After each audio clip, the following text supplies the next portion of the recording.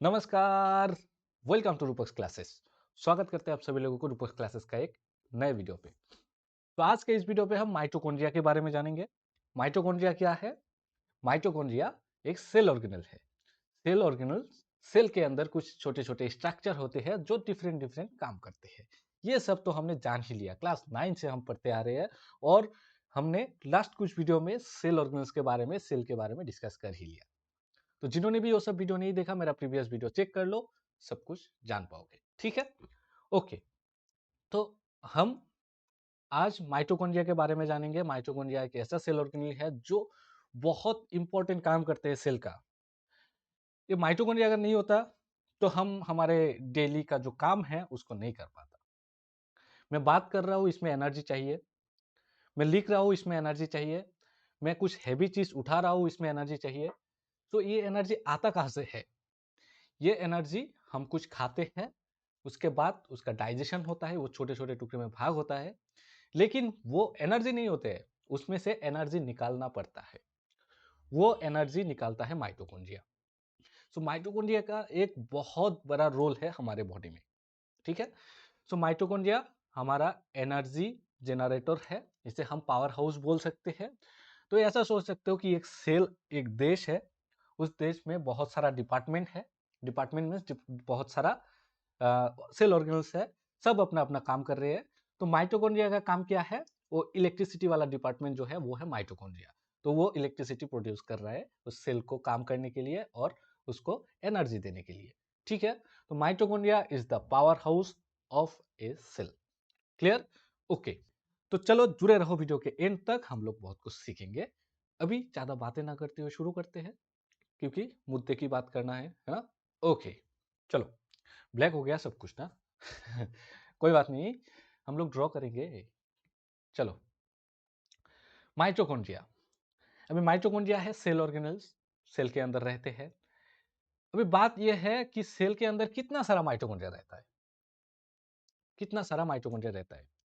सो ये डिपेंड करता है सेल के ऊपर। वो सेल बॉडी के कौन से रीजन में है, कौन सा काम कर रहा है, उसके ऊपर डिपेंड करता है। तो कुछ सेल है जिसमें माइटोकॉन्ड्रिया का नंबर 3-4 हो सकता है। कुछ सेल है जहां पे 50-60 माइटोकॉन्ड्रिया भी हो सकता है।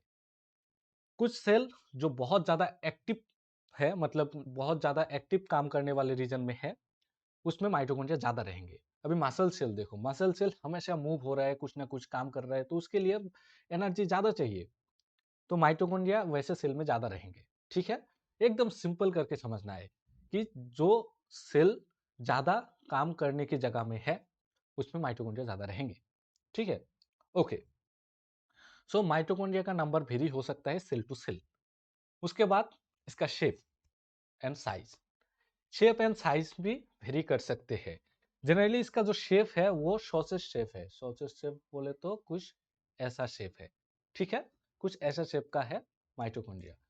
सो ये तुम पीनट, हाँ पीनट भी बोल सकते हो, हाँ पीनट के जैसा भी दिखता है। और तुम वो बीन्स जो है, बीन्स बीन्स के जैसा भी दिखता है।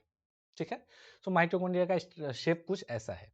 साइज के बात करें तो इसका जो लेंथ है ये लगभग 1 to 4 माइक्रोमीटर है। ठीक है, 1 to 4 माइक्रोमीटर। और इसका डायमीटर का अगर बात करें तो ये लगभग 0.2 से 1 माइक्रोमीटर होता है।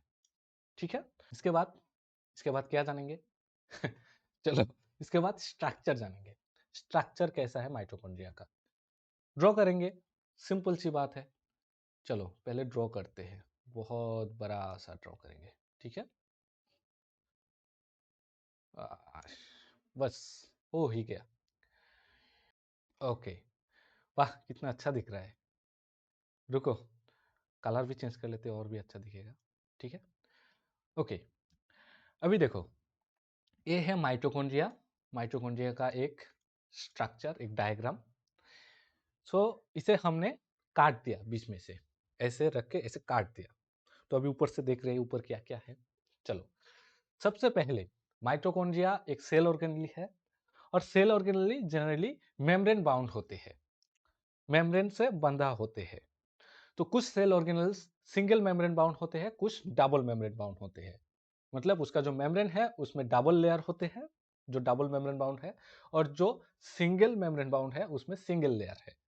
अभी माइटोकॉन्ड्रिया के केस में माइटोकॉन्ड्रिया है double membrane bound cell organelle, तो इसमें डबल लेयर रहेंगे, डबल मेम्ब्रेन रहेंगे। तो सबसे पहले ये वाला है आउटर मेम्ब्रेन, ठीक है, आउटर मेम्ब्रेन। आउटर मेम्ब्रेन क्यों? ये बाहर का मेम्ब्रेन है। तो और दूसरा मेम्ब्रेन जो रहेंगे वो क्या रहेंगे? इनर मेम्ब्रेन, इनर साइड वाला, ठीक है। बहुत सिंपल है, ठीक है, एक बार समझना है सबको। मेम्ब्रेन, इनर मेम्ब्रेन, चलो ठीक है, यहां तक मेम्ब्रेन का बात हमने कर लिया। अभी सेल ऑर्गेनेल के अंदर केमिकल सब्सटेंस होते हैं। माइटोकॉन्ड्रिया के केस में तो बहुत सारे एंजाइम्स होते हैं, बहुत सारे केमिकल्स होते हैं, वो एनर्जी सिंथेसिस में मदद करते हैं, मतलब एटीपी सिंथेसिस में मदद करते हैं। सो यहाँ पे जो दो मेम्ब्रेन है, आउटर एंड इनर मेम्ब्रेन, ये माइटोकॉन्ड्रिया के अंदर का जो केमिकल है या फिर फ्लूइड है उसको दो कंपार्टमेंट में भाग करते हैं, ठीक है। So outer and inner membrane के अरेंजमेंट के कारण यहाँ पे दो कंपार्टमेंट बनते हैं। एक कंपार्टमेंट जो इनर एंड आउटर मेम्ब्रेन के बीच पला है, ये इसको हम बोलते हैं आउटर कंपार्टमेंट, ठीक है, कंपार्टमेंट। और ये वाला जो रीजन है, ये इनर मेम्ब्रेन के अंदर का, ये वाला है इनर कंपार्टमेंट, ठीक है, इनर कंपार्टमेंट, ठीक है। सो इसी इनर कंपार्टमेंट में डेंस मटेरियल रहते हैं, डेंस फ्लूइड लाइक मटेरियल रहते हैं, उसे हम बोलते हैं मैट्रिक्स, ठीक है, मैट्रिक्स। हो गया यहां तक। अभी क्या देखना है? अभी देखो, ये जो इनर मेम्ब्रेन है, ये इनर मेम्ब्रेन देखो यूनिफॉर्म नहीं है, ये कुछ फोल्डेड है ना, देख रहे हो यहाँ पे, ये फोल्डेड है, मतलब ये इनर मेम्ब्रेन ये मैट्रिक्स में फोल्ड हुआ है, ठीक है, इनर साइड में ये मैट्रिक्स में फोल्ड हुआ है। सो ये जो फोल्ड है, ये सब, ये फोल्ड, ये फोल्ड, इन सब फोल्ड को हम बोलते हैं क्रिस्टी, ठीक है, cristae in plural, crista, crista in singular, तो इसे बोलते हैं क्रिस्टे। तो ये जो क्रिस्टी है, ये क्रिस्टी इनर मेम्ब्रेन का सरफेस एरिया बना रहा है। अभी देखो, यहाँ पे है बहुत सारे एंजाइम्स, ठीक है, बहुत सारे एंजाइम्स।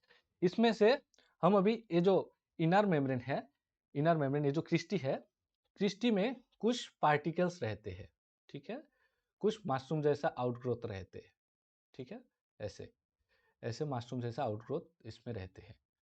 सो ये सब है ऑक्सीजोम्स, ठीक है। ऑक्सीजोम्स क्या है? ऑक्सीजोम एक पार्टिकल है जो बनते हैं प्रोटीन से। तो ऑक्सीजोम कुछ स्ट्रक्चर है जो बनते हैं प्रोटीन से।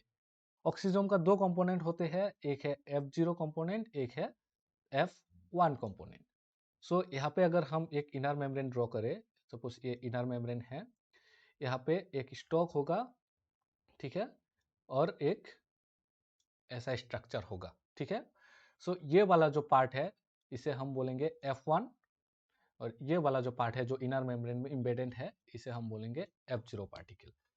सो this two are known as oxysomes. So ये सब हेल्प करते हैं सेलुलर रेस्पिरेशन में, एनर्जी प्रोडक्शन में। कैसे करते हैं वो सब तो हम बाद में जब सेलुलर रेस्पिरेशन सीखेंगे, क्रेब्स साइकिल, टीसीएस साइकिल, जो कुछ भी है वो सब सीखेंगे, उस चैप्टर में बहुत डिटेल्स में देखेंगे, ठीक है। इलेक्ट्रॉन ट्रांसपोर्ट चेन जब सीखेंगे, ये सब हम बहुत डिटेल्स में सीखेंगे। अभी के लिए बस स्ट्रक्चर में हमें यही पता करना है, यही जानना है कि क्रिस्टी में F0 एंड F1 पार्टिकल्स रहते हैं। कभी कभी क्वेश्चन आ सकते हैं कि F0 एंड F1 पार्टिकल्स कहाँ पे प्रेजेंट होते हैं, इनर माइटोकॉन्ड्रियल मेम्ब्रेन और आउटर माइटोकॉन्ड्रियल मेम्ब्रेन। तो आंसर होगा inner mitochondrial membrane of mitochondria, ठीक है, ओके। अभी माइटोकॉन्ड्रिया का एक बहुत ही अनोखा बात, मतलब माइटोकॉन्ड्रिया थोड़ा स्पेशल है। क्यों? बाकी सेल ऑर्गेन्स के कंपैरिजन में माइटोकॉन्ड्रिया थोड़ा अलग है। क्यों? क्योंकि ये एक सेल जैसा ही है। कैसे? Mitochondria is known as semi autonomous cell organelle, ठीक है। क्यों? क्योंकि इसके अंदर होते हैं डीएनए, ठीक है। देखो, हमने जाना था कि सेल के अंदर जो न्यूक्लियस है उसमें डीएनए होते हैं।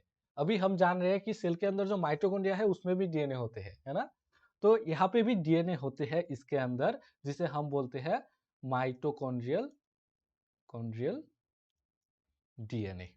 ठीक है, ये जो माइटोकॉन्ड्रियल डीएनए है, इसी माइटोकॉन्ड्रियल डीएनए से टीआरएनए, एमआरएनए, आरआरएनए सब कुछ बनते हैं।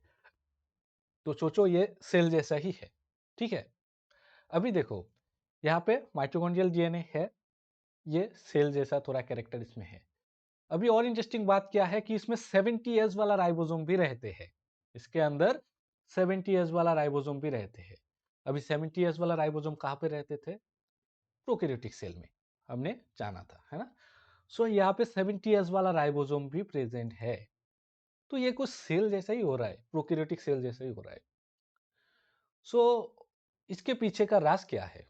इसके पीछे का राज ये है कि बहुत समय पहले, बहुत मतलब करोड़ों साल पहले, जब सेल का इवोल्यूशन हुआ, जब यूकैरियोटिक सेल बना, प्रोकैरियोटिक सेल बना, तब क्या हुआ, वो अर्ली टाइम का जो यूकैरियोटिक सेल है वो एक प्रोकैरियोटिक सेल को निगल गया, एनगल्प कर लिया। ठीक है, प्रोकैरियोटिक सेल को निगल गया, इसको खा दिया। ठीक है, नेक्स्ट यहाँ पे ड्रॉ करते हैं। तो ये यूकैरियोटिक सेल के अंदर वो प्रोकैरियोटिक सेल घुस गया। ठीक है, तो अभी दोनों घुसने के बाद क्या हुआ, दोनों एक दूसरे को बेनिफिट पहुंचाने लगा। मतलब यूकैरियोटिक सेल का कुछ ऐसा चीज जो इस सेल को देने लगा, और ये जो प्रोकैरियोटिक सेल इसके अंदर घुस गया, इसको इसका बेनिफिट इसको मिलने लगा। मतलब वो दोनों सिम्बायोटिक एसोसिएशन में रहने लगा। सो धीरे धीरे ये eukaryotic cell and prokaryotic cell दोनों एक साथ रहने लगा, और समय के साथ साथ जब इवोल्यूशन हुआ तो यूकैरियोटिक सेल के अंदर ये स्ट्रक्चर फिक्स हो गया। ठीक है, मैं बहुत सिंपली बोल रहा हूँ ताकि समझ में आए। फिक्स हो गया, और यही यूकैरियोटिक सेल के अंदर माइटोकॉन्ड्रिया बन गया। सो इसे हम बोलते हैं एंडोसिम्बायोटिक थ्योरी। ये हायर क्लासेस में हम और भी डिटेल्स में जानेंगे। ठीक है, ओके। सो यहाँ पे 70S राइबोसोम होगा, माइटोकॉन्ड्रियल डीएनए होगा, एमआरएनए होगा, टीआरएनए होगा, आरआरएनए होगा। मतलब एक सेल का जैसा ही है ये माइटोकॉन्ड्रिया। ठीक है, सो इसे हम सेमी ऑटोनोमस सेल ऑर्गेनेल भी बोलते हैं। और एक चीज क्या है, ये जो माइटोकॉन्ड्रिया है, ये माइटोकॉन्ड्रिया फिशन से दो हो सकते हैं। प्रोकैरियोटिक सेल भी फिशन से दो हो सकते हैं। दो मतलब दो डॉटर हो सकते हैं। एक सेल से दो बन के वो दो इंडिविजुअल हो सकते हैं, है ना। Fission means division of a cell into two equal half and making two different individual, okay, and producing two different individual. So ये था माइटोकॉन्ड्रिया। आशा करता हूँ कि सबको समझ में आया। नेक्स्ट वीडियो में हम और भी इंटरेस्टिंग चीज जानेंगे। तब तक के लिए अपना ख्याल रखो, अपनों का ख्याल रखो, और हाँ, एनसीईआरटी पढ़ते रहो। मैं यहाँ पे जो जो बोला सब कुछ एनसीईआरटी का है, मतलब सब कुछ कवर कर लिया। ठीक है, तुम लोगों के क्लास के लिए जितना इंपॉर्टेंट है सब कुछ दे दिया। आशा करता हूँ कि अब नेक्स्ट एग्जाम में अगर कोई भी क्वेश्चन किया जाए इस टॉपिक के ऊपर तो कोई प्रॉब्लम नहीं होगा। तो मिलते हैं नेक्स्ट वीडियो पे। जय हिंद।